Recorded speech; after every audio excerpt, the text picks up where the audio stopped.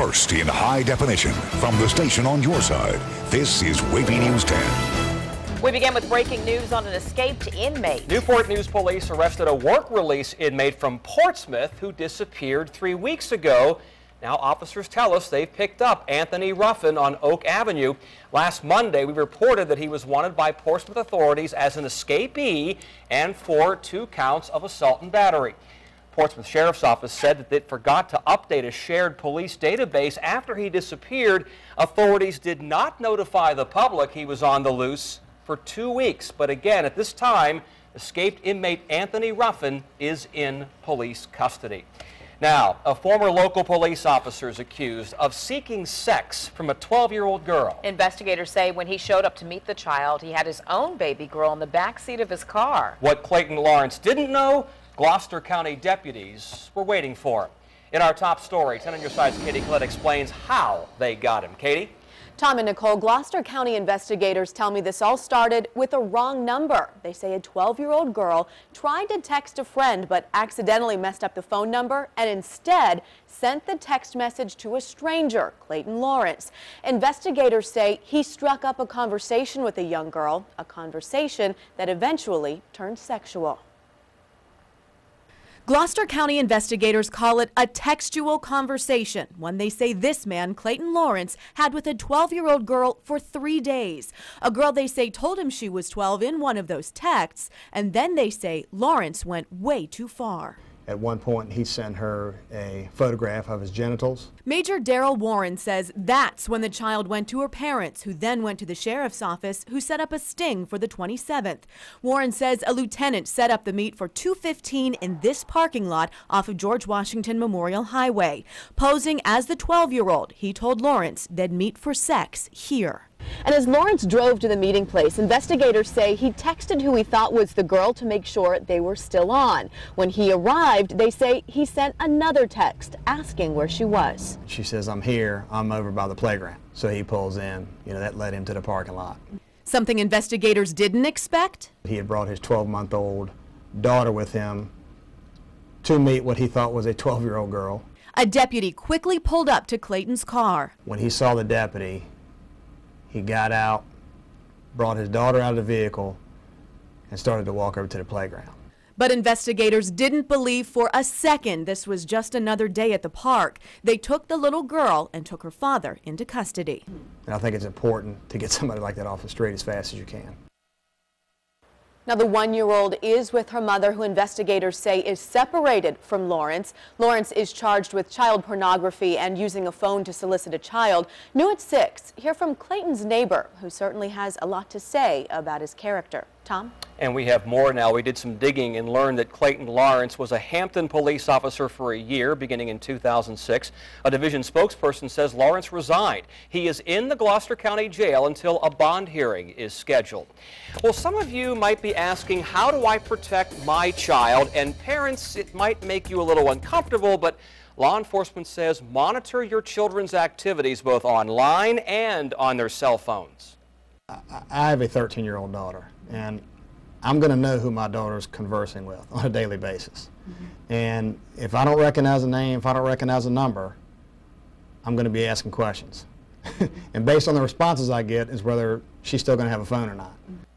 Well, many cell providers have records of numbers your child called. Be sure to look at that regularly, and if you don't recognize a number, Warren says, talk to your child. We have new information about a fire that ripped through part of a Virginia Beach car dealership. Investigators say a mechanical failure in an engine cleaning machine started the fire at Charles Barker Infiniti last night. It happened just before 8. Crews quickly contained the fire to the repair shop area. Flames did not damage any cars. It caused about $40,000 in damage. And fire investigators say unattended cooking is to blame for a 2-alarm fire at a Virginia Beach apartment complex. It happened Friday at the Chase Arbor Apartments off South Independence Boulevard. 2 people were cooking inside an apartment, then left to go to McDonald's with the oil still frying. Fire officials say 2 other people were asleep inside but made it out safely. And child's play can burn you. That's what investigators say torched 2 apartments in Norfolk. They say someone playing with matches started the fire at 4 a.m. Sunday on Burley Avenue. In the end, the fire was contained to a closet on the 2nd floor, but It damaged 2 units. No one was hurt, but 6 people have to find a new place. You might be able to help detectives in Virginia Beach. 2 robbers hit the check-into cash store on Holland Road this afternoon. So if you saw anything in that area this afternoon that can help police, call the crime line. Hundreds of military families said goodbye to their loved ones this morning as the USS Arleigh Burke headed out for deployment. Chopper 10 captured the ship leaving for a regularly scheduled NATO deployment. According to the Navy, the crew of about 300 will conduct counter-piracy operations in the 5th Fleet area. That area includes parts of the Middle East region. It was scheduled for decommissioning, but it looks like the USS Ponce will stay afloat. The Navy Times reports the ship will be used as a floating base to support operating forces in the Persian Gulf.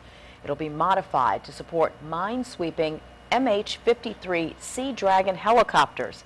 The ship will be operated jointly by active duty Navy officers and sailors as well as government civilian mariners. Still ahead, a new plan to protect military families tonight at 5:30. How the Obama administration wants to change the rules to help military families when their service members are hurt or deployed on short notice. Well, this is the power of 10 on your side. It led to a cleaner neighborhood in Portsmouth tonight. The sheriff's office sent jail inmates to clean up a ditch off Deep Creek Boulevard. Neighbors called us Friday saying trash was attracting rats. People living here felt they were getting the runaround from city officials.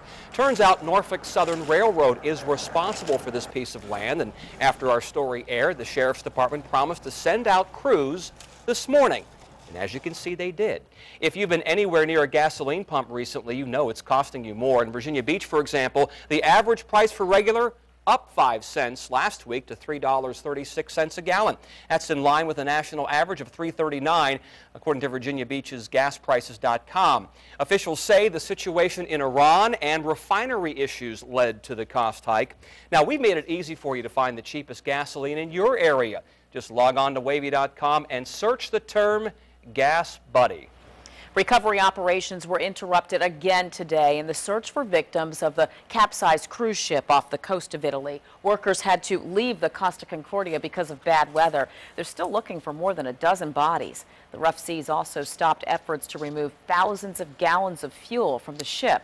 The high waves are now bringing garbage and debris onto the island, which has Italians concerned about the long-term effects on the environment.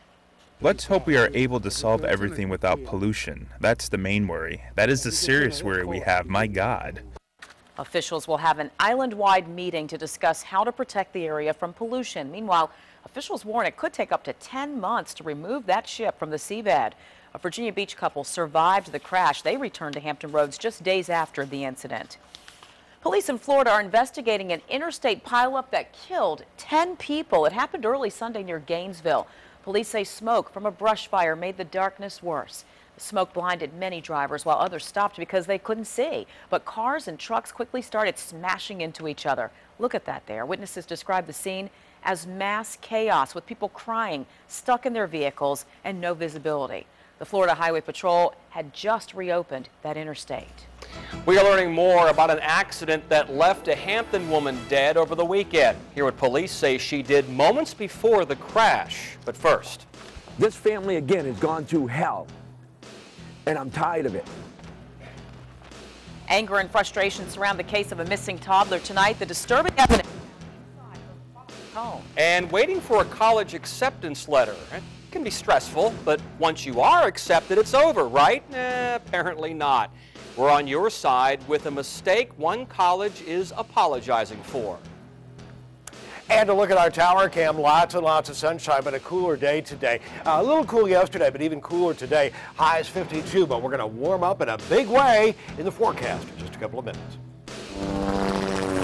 You're watching WAVY News 10 at 5 with Tom Shad, Nicole Libas, and Super Doppler 10 Chief Meteorologist Don Slater.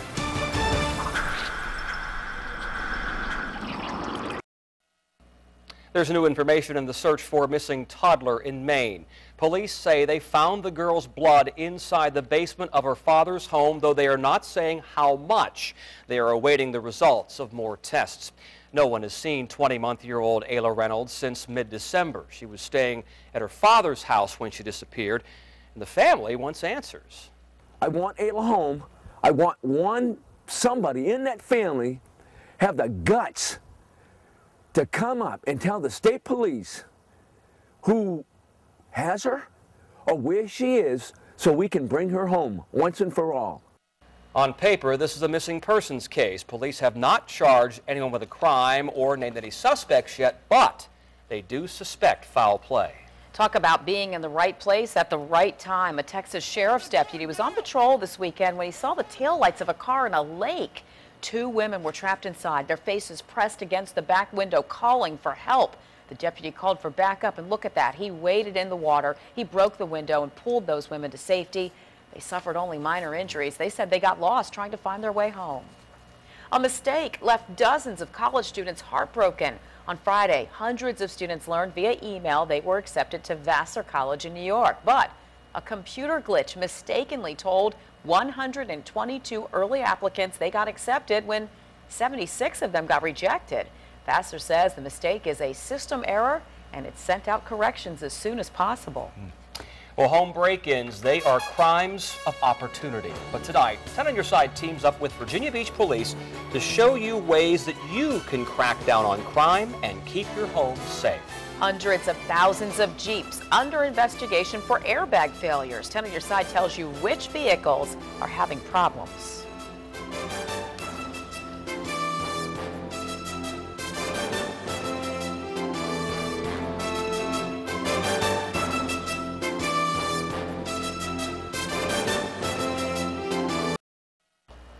Virginia Beach Police say they're dealing with a nagging problem. Break-ins at homes and businesses. It's a crime of opportunity, and police say there are steps that you can take to reduce the chances of becoming a victim. And 10 on Your Side's Ava Hurdle is here now from the newsroom to tell us what those steps are. Ava? Tom and Nicole, more burglaries tend to happen during the holidays and when people are away on vacation, but police admit while that's the norm, crime really has no timeline. Today, they showed us ways you can protect yourself, your family, and your home. The community of Old Beach at the oceanfront has a neighborhood watch program. The neighbors know that we're all looking out for one another. Marty Sparks got involved in the program after 2 of his vehicles were broken into. When people know that you're watching and the police are, out there hanging out with you too, I think it deters a lot of things in neighborhoods. That's why police believe neighborhood watch programs are important for every community. There was a string of arsons in the Brigadoon neighborhood, and those residents pulled together and started up a neighborhood watch program. Not only is it a deterrent, it builds cohesiveness within a community. People get to know each other, improves quality of life. Police want homeowners and business people to take a little more responsibility for their own security. A motion sensing security light. Timers for your lights. This is a Charlie bar. These devices are found at your local hardware store at a small cost but can protect your property. Most important is going to be good deadbolt locks. You want a good deadbolt lock with a 1-inch throw. It's all about prevention. I'd rather get the word out and be proactive about it and prevent it versus go out and take a report. But police admit they'd like you to report any and all suspicious activity to them. Now, police offer free security assessments to homes and businesses. Just call your local police department for details. Back to you, Nicole. All right, Ava, thank you. Here's another police tip. Make sure to inventory your valuables and electronics. Plus, get the serial numbers and don't forget to take photographs of those items. Police could use that information if you become a victim. Now we're going to go out west. One skier's dead after being trapped in an avalanche in a Utah canyon. The victim was skiing with 2 other people when that happened over the weekend near Big Cottonwood Canyon. The public had been warned of avalanche dangers here, and the experts say the risk could remain high in Utah, Colorado, Montana, and California for the rest of the ski season. The 2 other skiers were not caught in that avalanche. Now, in high definition, your Super Dapper 10 forecast with Chief Meteorologist Don Slater. That snow there, but it's still been fairly, unwinter-like here. You're right. I mean, a lot of people are pining for some snow. Yeah, and the thing about it is we're not going to see any in the next week, certainly. And it's January. It's the end of January. We're supposed to see some colder weather. We did over the weekend. We did today, but still it was above normal. It was 53 yesterday, about 52 degrees today, but lots of sunshine. Felt a little bit warmer. Not much of a breeze. And here's our tower cam on a time-lapse sequence taking waking up to the present time and the setting sun, and hardly a cloud in the sky throughout the region. So again, very, very quiet weather, and right now clear skies. That's wrong. That the 37 feeds in automatically, and that's not right. Obviously, it's quite likely closer to 47. 52 right now in Norfolk, 44 degrees in Virginia Beach, 48 in Hampton, 54 in Chesapeake and Suffolk. Our low last night, 38 degrees. We'll be close to that again tonight. High today, 52 degrees, but we're not going to be close to that for tomorrow. And that's why we're kind of leading off with temperatures here, because temperatures are going to do a great big jump coming up for tomorrow. Again, temperatures mostly in the upper 40s and low 50s throughout the entire region. 44 in Virginia Beach, 54 in Suffolk, 46 right now at Kill Devil Hills. A little cooler in Chincoteague, Wallops Island. We're reporting in with 44 degrees. And the high temperatures for the day, basically around 50 to 55 degrees. Cooler again along the eastern shore, but you can see really the cool air is right on into here, and that's going to lift northward for tomorrow and really, really warm on up. Here's kind of the rest of the story in terms of what's going on for tomorrow. Look at these highs into the low to mid 60s, 66 degrees. And for the Hampton Road City south side, 64, 65, all the way on up to 67 degrees in quite a few inland locations. Southwest winds 10 to 15 miles an hour. It could gust higher at times during the day tomorrow. 65 to 67 for the peninsula, or 64 to 67 for the peninsula. And for the middle peninsula, northern neck, eastern shore, you've got a breeze blowing right in across the eastern shore, and that'll hold your temperature down a bit for the eastern shore. 62, hold your temperature down coming off the river in Irvington, 64 degrees, but basically very, very warm day. Now, I want to show you the rest of the story. Here's what's going on. Temperatures right now, 52, but look at all this cold air carved out right into here. Everything is going to be lifting northward, and we're going to see a lot of that warmer air to the southwest, and springtime for tomorrow. Cloud cover, not all that much into the region, and you can see a few clouds off to the north. And really, that's where we're going to see any kind of cloud cover overnight, and not much of that. Southerly winds at about 10 miles an hour, becoming southwesterly and increasing to 10 to 15. Lots of sunshine for tomorrow. A little bit of a breeze in the middle of the day, and it's really going to warm things on up for tomorrow. Tomorrow night, we see clouds. And by Wednesday, a lot more cloud cover, some sunshine and some cloudiness. As far as rain, we're showing a sprinkle every now and then toward the northern neck, but even there, that is not very, very likely at all in terms of rainfall. So the big story is the temperature. Look at that, 67 for tomorrow. Some places around 63, 64 degrees, closer to the water. But again, for most of us, it's likely to be into the mid to upper 60s, 70 degrees for Wednesday, with still a breeze out of the southwest, even with the cloud cover. It'll warm to that. A little cooler though on Thursday, but still not bad, with some rain Thursday morning through around the noon hour or so. And then we back on off into the low 50s, but again, 49 is normal for this time of year, so temperatures really skyrocket in the next couple of days. Skyrocket? It's within that 20-degree differential, like 40 to 60 or 50 to 70. Kind of all over the place, isn't it? Yeah, up and down, up and down. Great for our allergies. Yeah. Yeah. Well, if there is still a battle of the bulge, Americans may lose it overnight to the allure of fast food. How restaurants are cashing in on late-night munchies. How about this? Less than a week away from the Super Bowl. That's a good time for food. And it's not just the players preparing. See what it really takes to pull off a Super Sunday.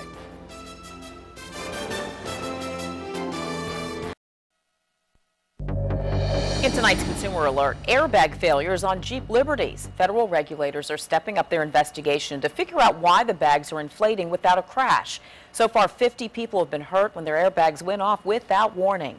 The National Highway Safety Traffic Administration has been investigating the 2002 and 2003 models. Nearly 387,000 Jeep Liberties are under investigation. The airbag computer may fail due to an electrical voltage spike. Do you ever get late-night munchies? You're not alone if you do. In fact, more fast food restaurants are extending their hours to feed that hunger. Some places are now staying open 24 hours.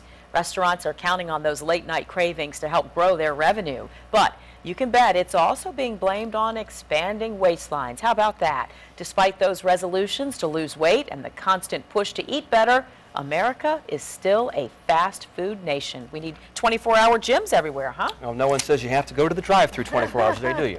Are you thinking about running out and buying that New big screen TV for the Super Bowl this weekend? Well, you might just want to hold off because typically you'll find good sales around Super Bowl season, but big screen TV sales, they were so good over the holidays that you won't find the deals this year. You'll find better bargains maybe if you hold off another month or so, long after the big game. That's when retailers will clear out the 2011 models and make room for the 2012 TVs. And don't forget, you can catch Super Bowl 46 right here on WAVY TV this Sunday, February 5th. Kickoff is at 6:30 p.m. Look at me when I'm speaking. Why it's important that your baby sees you when you're talking and how it can help detect possible signs of autism. Then, could your next summer vacation end sooner than you think? Find out what Virginia lawmakers have decided about a bill that could make the first day of school before Labor Day.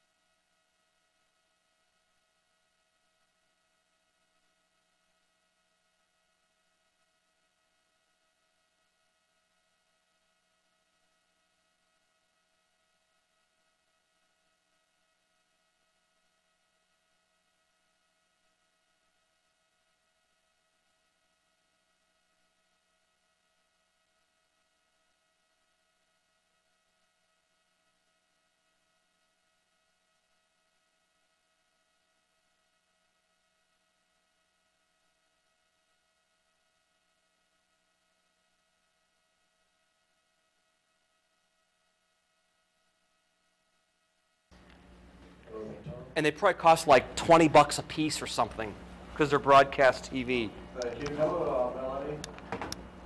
Not here yet, Matt. Thanks, James. Should be on 6. All 6. Got you, buddy.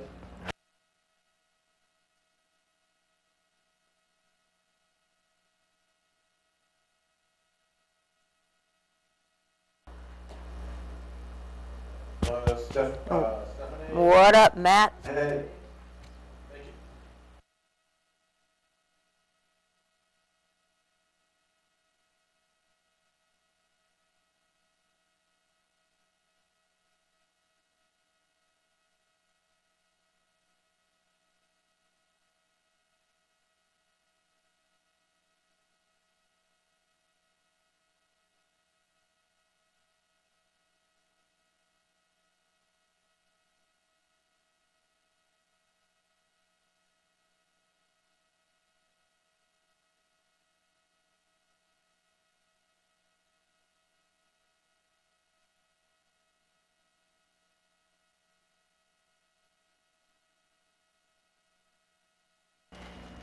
We might call it baby talk, but that babbling may come from reading your lips.